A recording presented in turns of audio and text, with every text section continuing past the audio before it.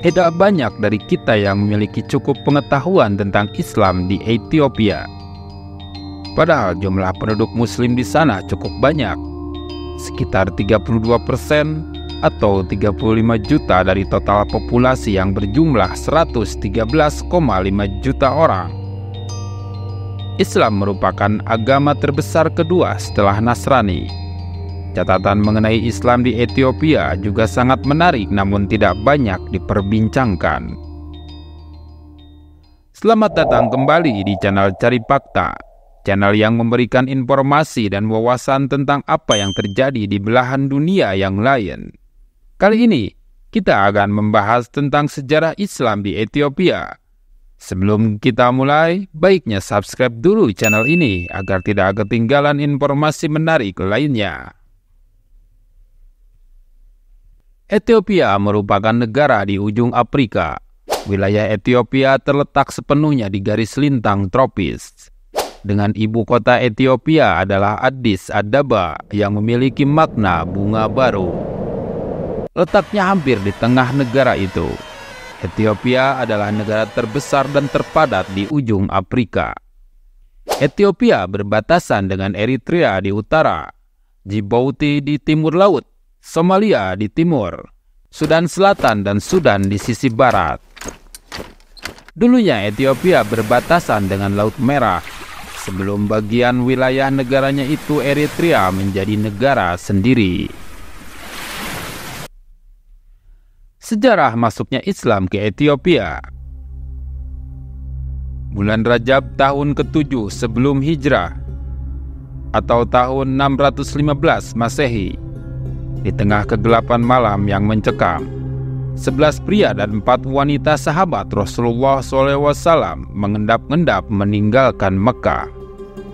2 perahu yang terapung di pelabuhan Suaibah siap mengantarkan mereka menuju ke sebuah negeri untuk menghindari penyiksaan kaum kafir Quraisy waktu itu. Negeri yang mereka tuju itu bernama Habasyah, yang kini dikenal sebagai Ethiopia, sebuah kerajaan di daratan benua Afrika.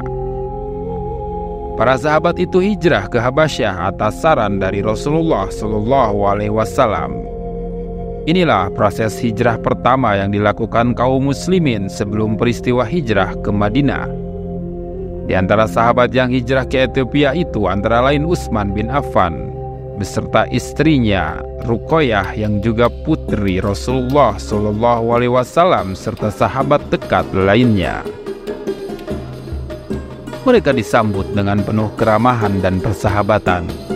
Inilah kali pertama ajaran Islam tiba di Afrika. Raja Ethiopia lalu menempatkan mereka di Negas yang terletak di sebelah utara Provinsi Tigray. Wilayah itu lalu menjadi pusat penyebaran Islam di Ethiopia yang masuk dalam bagian Afrika Timur. Setelah 3 bulan menetap di Ethiopia dan mendapat perlindungan, para sahabat mencoba kembali pulang ke kampung halamannya Mekah. Namun situasi keamanan Mekah ternyata belum aman. Rasulullah SAW lalu memerintahkan umat muslim untuk kembali ke Ethiopia untuk kedua kalinya. Jumlah sahabat yang hijrah pada gelombang kedua itu terdiri dari 80 sahabat yang dipimpin oleh Ja'far bin Abi Thalib. Rasulullah pun berpesan kepada para sahabat untuk menghormati dan menjaga Ethiopia. Orang kafir Quraisy lalu mengirim utusannya yaitu Amr bin As dan Imarah bin Walid untuk menghadap ke Raja Ethiopia. Keduanya meminta agar Najasyi, sebutan Raja Ethiopia waktu itu, untuk mengusir umat Islam dari tanah Ethiopia. Permintaan orang kafir Quraisy itu ditolak Raja Ethiopia, dan para sahabat tetap tinggal di negeri itu hingga Rasulullah SAW hijrah ke Madinah. Tak semua sahabat kembali berkumpul dengan Rasulullah SAW. Sebagian ada di antara mereka memutuskan untuk menetap di Ethiopia. Mereka lalu menyebarkan agama Islam di wilayah timur benua hitam itu. Perlahan namun pasti, agama Islam pun mulai berkembang di Ethiopia. Pada mulanya, Islam berkembang di wilayah pesisir selatan Afrika, khususnya dari Somalia. Setelah itu banyak penduduk Ethiopia yang memutuskan untuk memeluk agama Islam. Perkembangan Islam di Ethiopia. Setelah peristiwa hijrahnya ke-80 sahabat Rasulullah SAW, Islam di Ethiopia mulai menyebar, namun tetap mendapat pertentangan dari agama sebelum Islam waktu itu, yaitu Nasrani dan Yahudi. Pada abad ke-10, dinasti Fatimiyah di Mesir menekan gereja Koptik Mesir agar gereja Ortodok dan pemerintahan Ethiopia memberi kebebasan kepada penganut Muslim untuk melaksanakan ajaran Islam, mendirikan masjid, dan melindungi para pedagang Muslim. Salah satu pejuang Islam yang sangat terkenal di Ethiopia adalah Imam Ahmad Ibnu Ibrahim Al-Ghazi, atau dikenal dengan sebutan Ahmad Grand. Beliau mengontrol Harar dan Somalia, Tenggara Ethiopia. Pemerintahan Ottoman di Mesir memberikan bantuan kepada Ahmad Grand untuk melawan kolonialis Portugis. Sejak saat itu, pengaruh Islam di Ethiopia sangat terasa, dan akhirnya pada abad ke-14, ada 7 kesultanan yang menganut Islam, yaitu Yipat, Dewaro, Arbabini, Hadia, Sakara, Bali, dan Dara. Sampai dengan tahun 1991, penduduk Ethiopia yang menganut Islam sekitar 23,9 juta sampai 27,7 juta orang, dan menduduki ranking ketiga setelah Nigeria dan Mesir. Islam di Ethiopia mempunyai penganut yang cukup besar, namun peranannya terhadap pemerintahan sangat minoritas.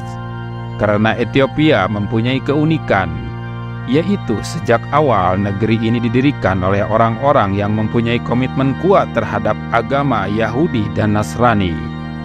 Sejak Raja Menelik I sampai dengan Kaisar Haile Selassie, sehingga kultur kekuasaan dan politik sangat kental dengan warna Kristen Ortodok.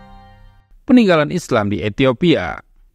Jejak-jejak pentingnya peran Ethiopia dalam sejarah Islam terekam dalam peninggalan arkeologis berupa kota suci bernama Harar, sebuah kota tua yang memiliki sejarah panjang dan dicatat oleh UNESCO sebagai World Heritage Site atau situs warisan dunia pada tahun 2006. Kota ini dikelilingi oleh benteng bernama Harar Jugol. Lokasinya berada di pegunungan wilayah Ethiopia Timur. Di dalamnya terdapat bangunan-bangunan tua dan rumah-rumah tradisional yang sebagian di antaranya berasal dari abad pertengahan. Di dalamnya terdapat 82 masjid dan 3 di antaranya berasal dari abad ke-10 dan 102 bangunan petilasan suci. Itulah pembahasan tentang sejarah masuknya Islam ke Ethiopia. Silakan share, like, dan komen jika informasi ini bermanfaat. Sampai jumpa di pembahasan berikutnya. Terima kasih sudah menonton.